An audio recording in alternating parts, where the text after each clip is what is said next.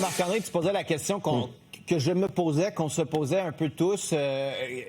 Comme disent les Anglais, what's in it for me, Antoine? Qu'est-ce qui nous attend, nous, concrètement? Hey.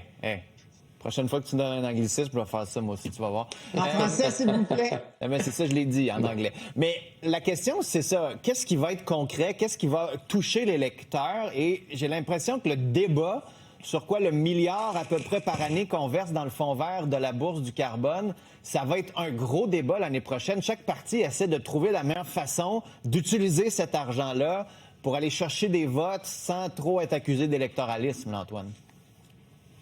Ah ben oui.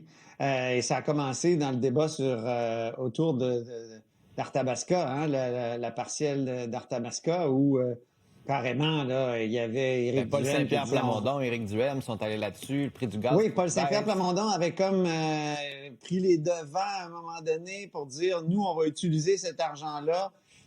Et ils sont encore, d'après ce que je comprends, à la recherche de la bonne formule pour aider les gens, aider les agriculteurs qui ont besoin d'acheter des hydrocarbures et tout ça.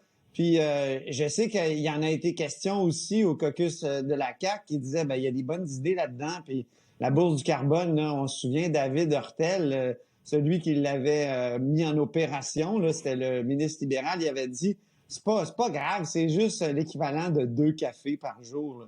Genre de choses qui avait vraiment soulevé tout un tollé. Encore une fois, là, on le voit à la pompe par rapport au reste du Canada depuis que Mark Carney s'est transformé en Pierre Poilievre sur le plan de l'environnement.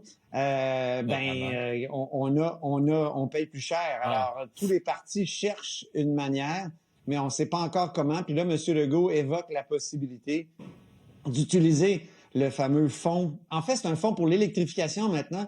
Ça s'appelle plus le fonds vert depuis plusieurs années d'ailleurs. Ouais.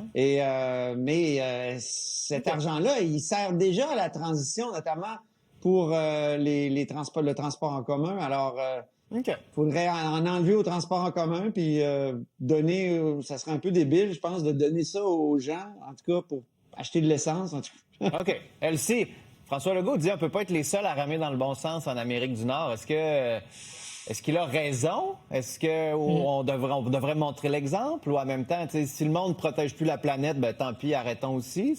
C'est quoi?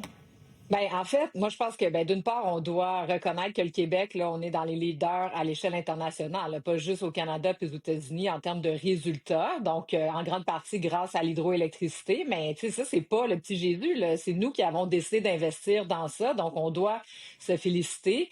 Mais à partir de ce moment-là, c'est moi ce que j'apprécie ce matin quand M. Legault dit sur la bourse carbone, elle est là pour rester parce que ça coûterait beaucoup trop cher se retirer de ça. Puis c'est un système qui est établi, qui fonctionne bien. Mais dans une période de transition où effectivement Donald Trump, le reste du Canada, puis tout ça font pas les mêmes efforts, est-ce qu'on peut se donner un répit pour se permettre de souffler un peu, sans tout mettre à terre, comme voudrait faire, par exemple, Éric Duhem, se donner, c'est ça, de l'oxygène pour reprendre, de plus belle quand les démocrates sont de retour à la Maison-Blanche, puis que, ça sera plus facile. Il y a de l'autre côté la Russie, là, qui met de la pression quand même aussi sur les prix de l'énergie, tout ça.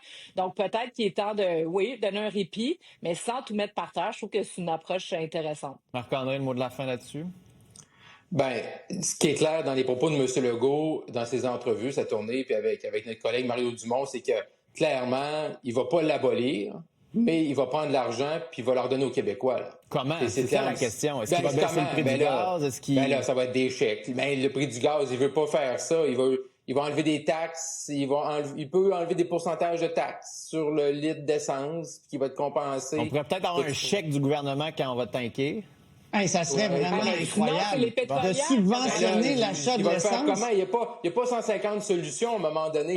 M. Legault, il veut garder ça en place, mais il veut nous aider. Mais on lance le débat.